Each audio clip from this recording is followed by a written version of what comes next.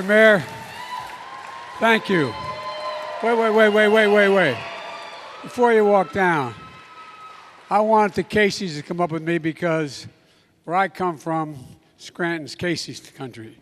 We got raised in the same neighborhood in Greenridge, not far from two of the best little candy shops in the whole country. And I just wanted to they can't deny me. That's why I wanted them up here. I want them to know. And by the way, this guy has more integrity in his little finger than most people have in their whole body. That's why I love working with him. Welcome home. And like me, he married way up. Way up. Thank you very much. Appreciate it.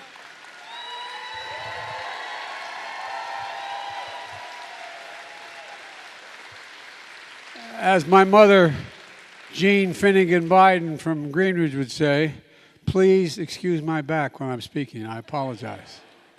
And by the way, you know, one of the best things of all being President of the United States is the Marine Band. They're the best in the world. Stand up, guys. They are the very, very, very, very best. They can not only play, they know how to fight too. God love you. Thank you for being here. Thank you for being here. Well, thank you very much. Thank you. How are you, baby? How old are you? How old are you?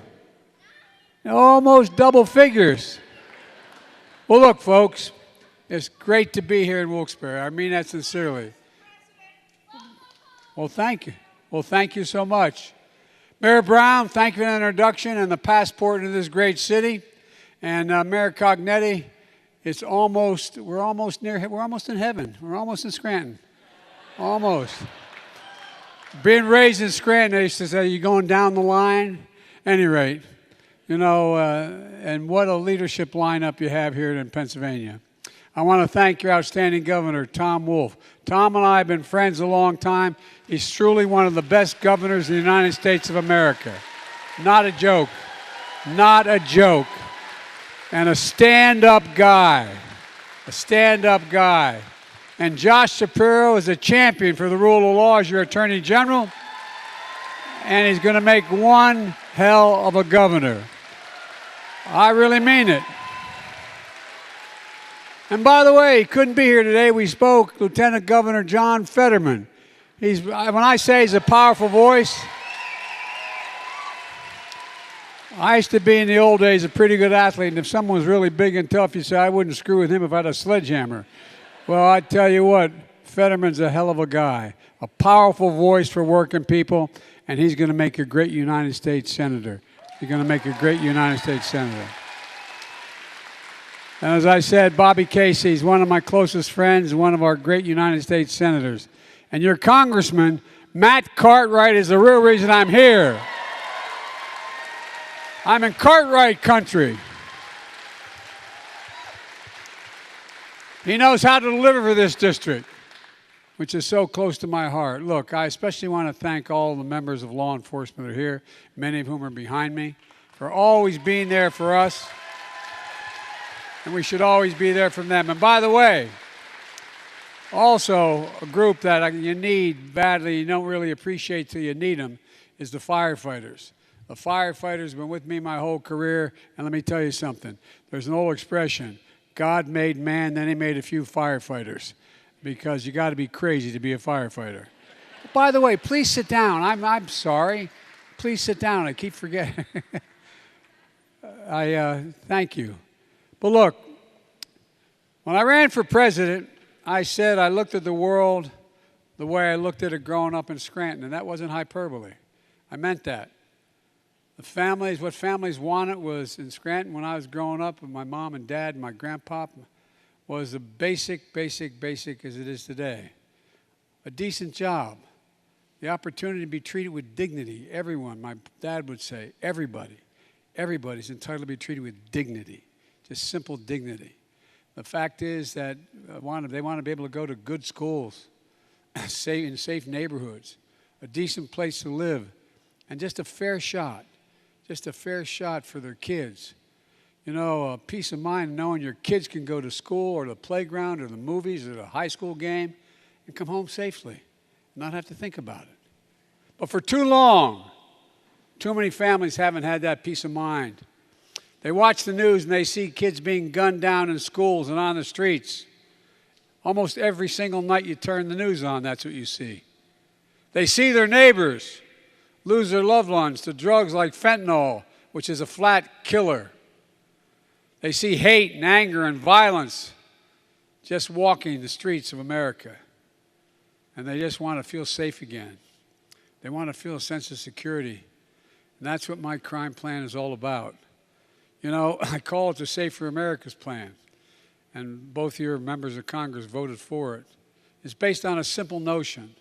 When it comes to public safety in this nation, the answer is not defund the police, it's fund the police. Fund the police.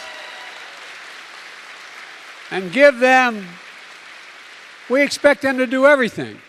We expect them to protect us, to be psychologists, and to be sociologists. I mean, we expect you to do everything. I'm not joking. Everything. You realize more police officers are killed dealing with domestic violence than anything else? You realize that? The point is, we ask so much of you. So much of you. I've not met a cop who likes a bad cop. There's bad in everything. There's lousy senators, there's lousy presidents, there's lousy doctors, there's lousy lawyers. No, I'm serious. But I don't know any police officer that feels good about the fact that there may be a lousy cop. And I'm tired of not giving the kind of help they need. Folks, look, we're in a situation in this country where we have to give them additional resources they need to get their job done. Matt gets it, Matt Cartwright, and this is not hyperbole. Matt's the chair of the powerful subcommittee that controls the funding for public safety. He knows what it means, investing in effective and accountable community policing that builds public trust and strengthens public safety. I'm old enough to remember when cops used to walk the beat in Wilmington and in Scranton because they knew everybody. They knew the kid. They knew if something was trouble. They knew whose house to go and knock on the door and say, "Mom, your son just did."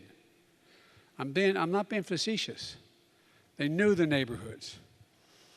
As part of the American Rescue Plan, I signed into law last year, which they voted for, we set aside $350 billion, with a B, $billion for state and local governments all across America and urge them to use it like your governor did to make communities safer. Here in Pennsylvania, Governor Wolf is using $250 million of that money to reduce crime and violence across this state. And Mayor Brown just described how it's helping fund community policing here in Wilkes-Barre. But guess what? Every single Republican member of Congress, every single one in this state, every single one voted against the support for law enforcement. They talk about how much they love it. They voted against the funding. Flat out. Flat out. Every Republican in the House, every Republican in the Senate, every single one. I know we expect so much from our law enforcement officers, so we need to support them.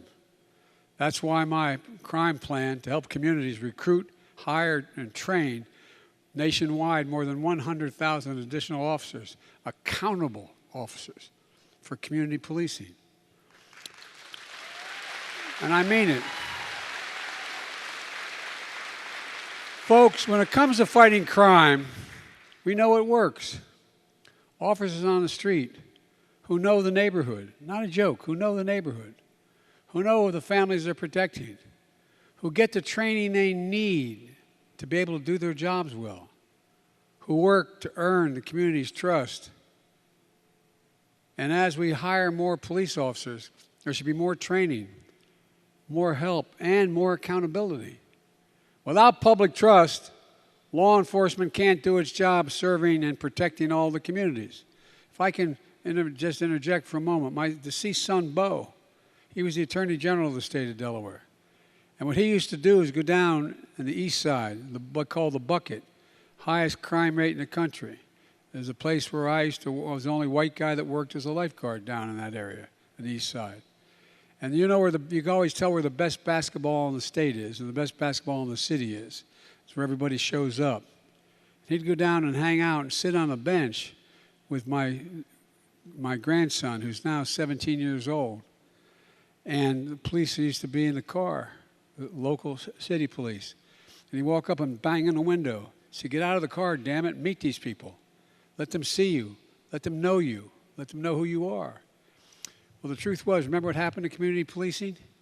We went from having enough cops on the street to cities doing well and then deciding they don't need more police officers. So they reduced the police forces. So you didn't have 2 cops in every vehicle. You had 1 cop in every vehicle. And I don't blame 1 cop for not getting out in some certain neighborhoods, not getting out of the car. And what happens is, it used to be, I can remember that when my son was the Attorney General, he'd go around in the tougher neighborhoods, and he would ensure that every single cop gave his cell phone number to the local liquor store owner, the local church, the local grocery store, the local hamburger joint. So if there's a problem, they pick up the phone and call. Because what do people not want to do in tough neighborhoods? They don't want to be the one identified as turning so-and-so in. I remember going on the east side in Wilmington in one of those old Victorian 2-3-story apartment buildings and going up to see a woman whose name she's passed away but won't mention her name now. And stand in that rotunda, that part that stuck out around the building, and she'd say, Joey, I know what's going on. They all plan it downstairs. I can hear them, but I'm afraid to tell anybody. I'm afraid to tell anybody. The gangs. And so I got her so that I got a phone number for the local cops. She'd call. They promised not to identify her because they knew there'd be retribution. And the crime rate began to drop for real, not a joke. You got to know people. You got to know, and you got to be able to trust the police. The police have to be able to trust the community. But we slipped away from that. We have a hell of a lot fewer cops today than we did when I wrote that initial crime bill. But now we got to get back to it. And by the way, I'm not making the case there aren't bad cops. There's some really lousy cops. There's some really lousy doctors. There's really lousy lawyers. I mean it. But here's the point. As we've seen too often, public trust is frayed and is broken. And it undermines public safety when it gets frayed. It literally undermines safety. Families across the country have to ask, why in this nation, for example, so many black Americans wake up knowing they could lose their life just by living their lives? If you come from neighborhoods like I come from and down in Delaware, if you have a 16 or 17-year-old son and you get your driver's license, you sit down and say, look, if you get stopped, put your hands on the wheel. Don't do anything. Yes, I mean, I'm being serious. I'm being serious. But here's the point. Simply jogging, sleeping on their homes. You know, they made headlines or not, they have a lot of lost souls. Increased trust makes policing more effective, and it strengthens public safety. And the communities, by the way, that want the police more than any other community are the tough, poor communities. Black, white, immigrants. They need the help. They want the help. It's not they don't want it. They want the help. Without that, victims don't call for help. Witnesses don't step forward. Crimes go unsolved. Justice isn't served. I took executive action, which I'm allowed to do as president. I always admired governors can take executive action. But all kidding aside, to make some of these reforms for federal officers, I couldn't do it for state officers. One, no federal officer is allowed to use a chokehold. No federal officer can there's restricted no-knock warrants. We created a national database for officers who have misbehaved and been held accountable so they can't hide. My plan will help make sure that state and local governments adopt these same reforms. And my plan does something else really important. It addresses the opioid epidemic. You know how many people are dying of opioid overdoses now? And by the way, laced with fentanyl? The Attorney General Shapiro can tell you more about that you never want to know for a fact, for real.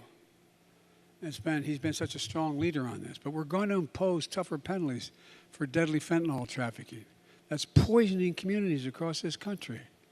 This is a key part of the unity agenda I'm announcing that I announced in my State of the Union address. We can do this. We have to do this. We'll make America safer. My plan also takes common sense action to reduce gun violence and violence overall. It builds on the progress we made this summer when I signed into law the Bipartisan Safer Communities Act, the most significant gun safety law we passed in 30 years. It took 30 years.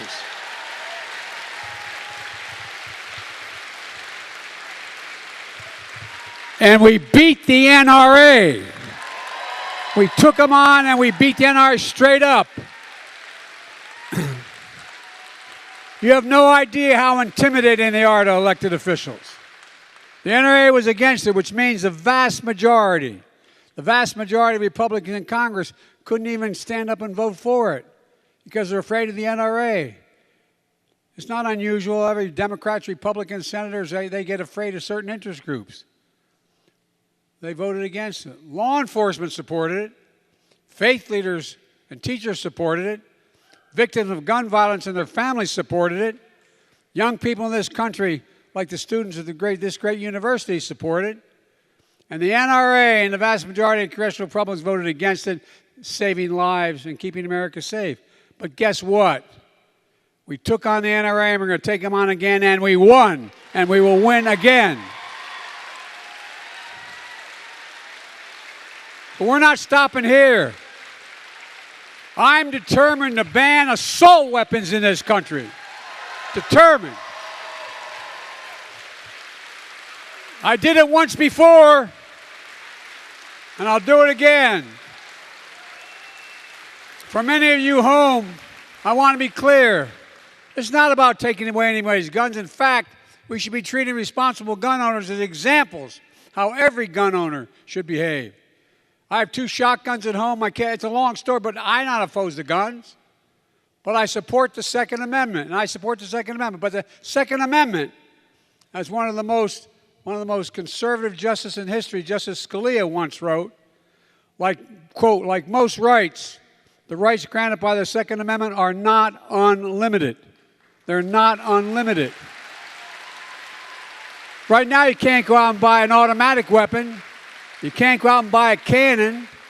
And for those brave right-wing Americans who say it's all about keeping America's independent and safe, if you want to fight against the country, you need an F-15. You need something a little more than a gun. No, I'm not joking. Think about this. Think about the rationale that's used to provide this. And who are they shooting at? Shooting at these guys behind me.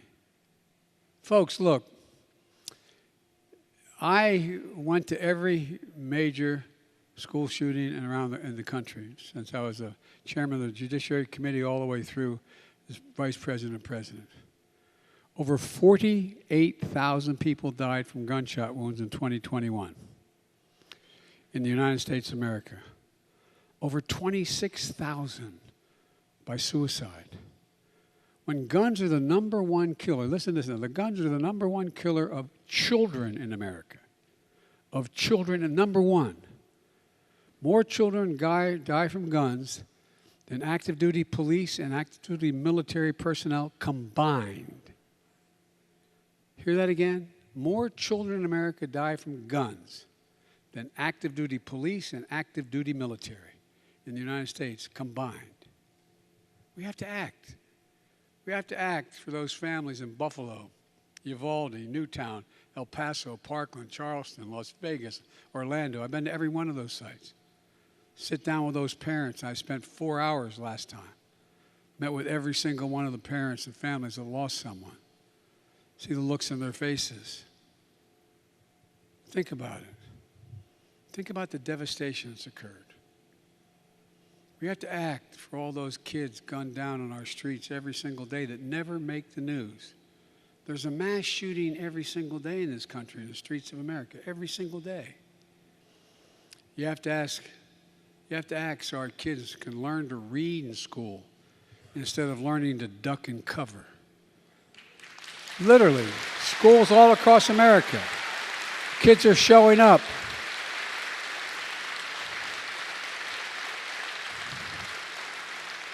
The psychological damage done to our kids, not just COVID, but COVID, what it's impacted, how it's impacted us. And on top of that, a child going to school, children see this on television.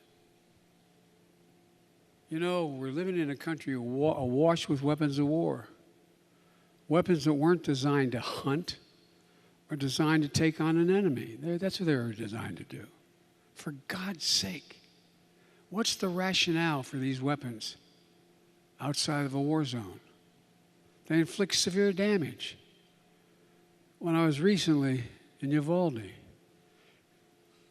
I almost hesitate to say to some of the kids in here, you know what some of the parents had to do? Supply DNA. Supply DNA. Because the AR-15 just rips the body apart. Could not identify the body. A 20-year-old kid can walk in and buy one?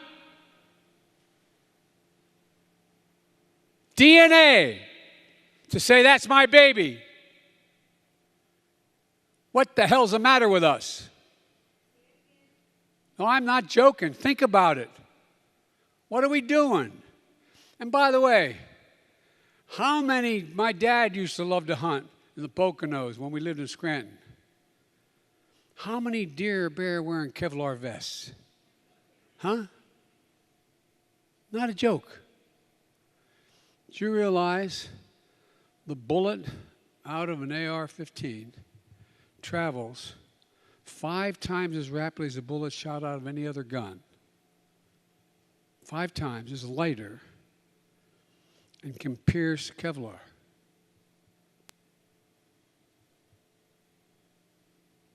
Imagine being a parent, not just losing a child, but not being able to physically identify the child or the adult because they've literally been blown apart.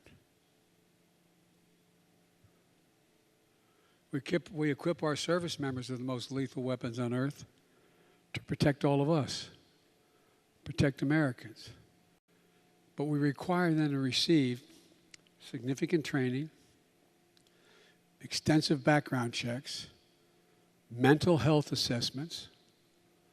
They have to learn how to lock up and store their weapons responsibly or they get kicked out. But we let any stranger, an 18-year-old, walk in, a 20-year-old, and buy an AR-15. That's why back in 1994, I took on the NRA and passed the assault weapons ban. For 10 years, mass shootings were down. 10 years in a row since I passed that legislation in 1994 as a senator. But in 2004, Republicans let that ban expire. What happened? Mass shootings in America tripled. It's time to ban these. It's time to ban these weapons. We did it before. We can do it again. Folks,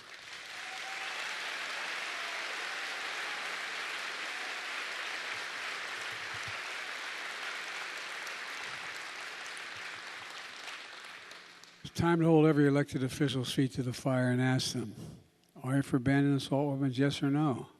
Ask them. If the answer is no, vote against them.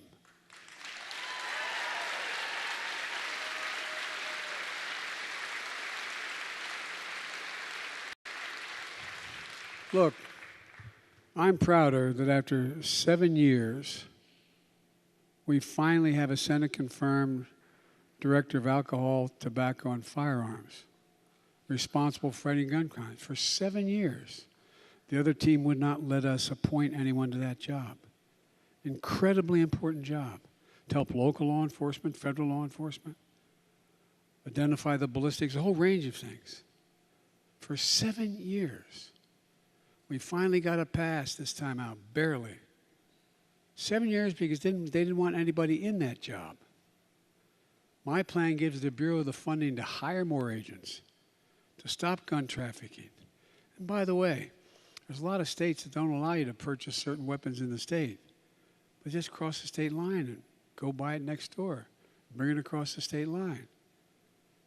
Keep guns out. You know what the Mexicans are, Mexico, which has real problems, causing us real problems, you know what their biggest complaint is? Can't we stop gun trafficking across the southern border into Mexico? There are certain gun dealers that are basically not gun dealers, they're wholesalers, providing the weapons to anybody who have the money. Folks, look, we can help local law enforcement. We can solve more gun crimes if we have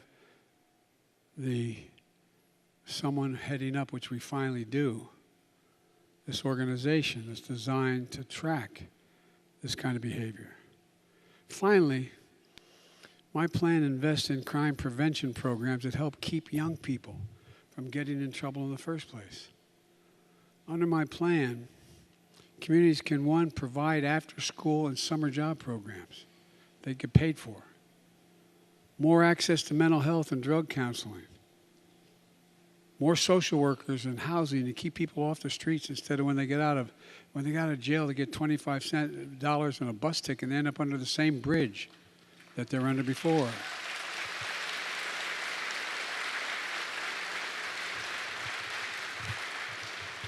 This will help prevent crime, get young people to pick up paychecks instead of a pistol. At the same time, we need to help people getting out of prison successfully re-enter society so they don't get in trouble again. If you served your time, you shouldn't be deprived of being able to, if you've served it, you shouldn't be deprived of being able to get a Pell Grant to go to school. You shouldn't be able to get a degree. What's the best thing you can do? Make them productive. They should get access to good jobs where they can earn a decent living. All these steps will prevent crime, not increase it. Let me close with this. A safer America requires all of us to uphold the rule of law, not the rule of any one party or any one person. Let's be clear. You hear some of my friends in the other team talking about political violence and how it's necessary. Think about this now. Did any of you think, even as old as I am, you've ever been in an election where we talk about it's appropriate to use force, political violence in America? It's never appropriate. Never, period. Never, never, never.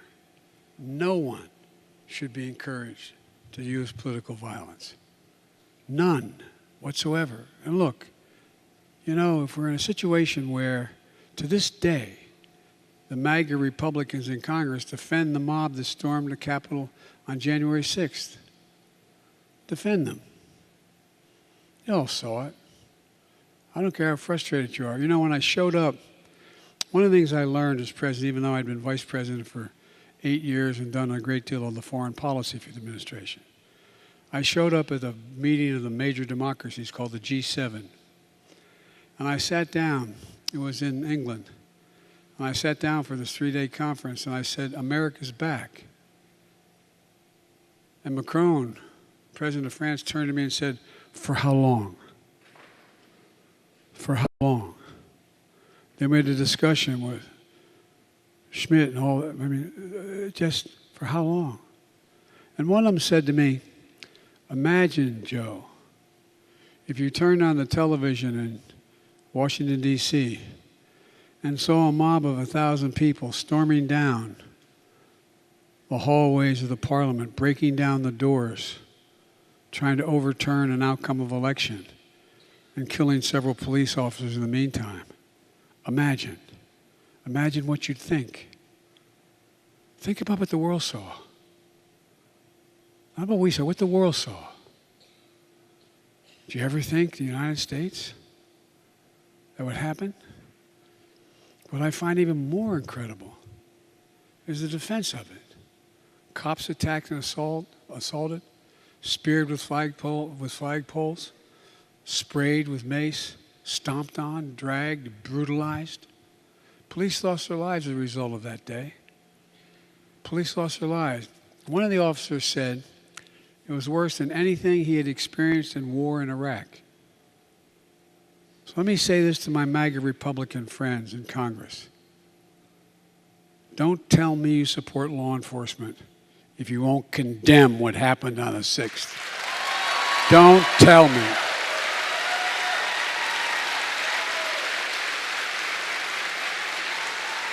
Can't do it. For God's sake, whose side are you on? Whose side are you on? Look,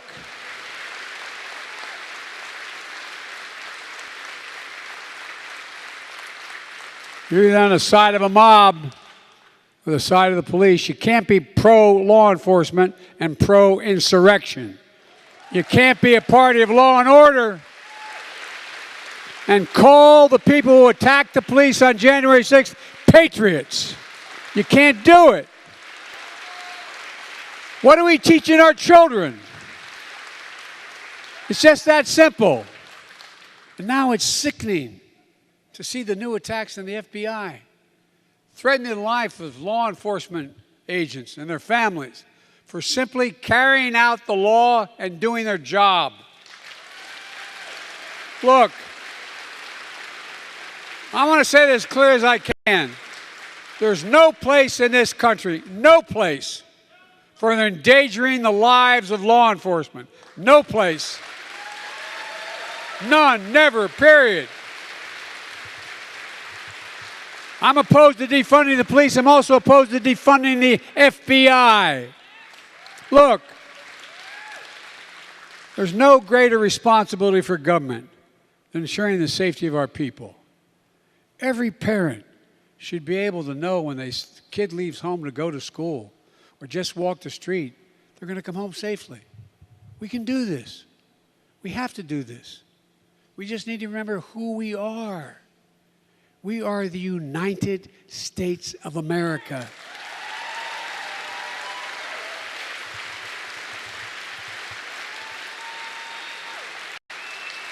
And when we are united, there is not a single thing we cannot do. Not a single thing. I mean it. So, folks, let's remember who in God's name we are. I really mean it. What our values are. What we believe. We the people. That's how our Constitution starts, the Declaration. We the people. It's who we are. And by the way, no one expects politics to be a patty cake. It sometimes gets mean as hell. But the idea, you turn on the television and see senior senators and congressmen saying, if such and such happens, there'll be blood in the street. Where the hell are we? Well, that's all I'm looking for. And folks, do me a favor. Presumptuous of me to say that. But think about doing me a favor. Please, please, elect the Attorney General of the Senate.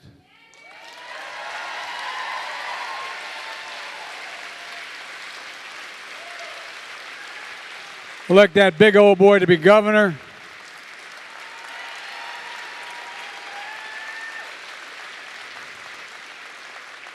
And by the way, there are a lot of really, and I mean this, I'm not being solicitous. Remember what used to be the criticism of Biden when I was running? Biden's too bipartisan.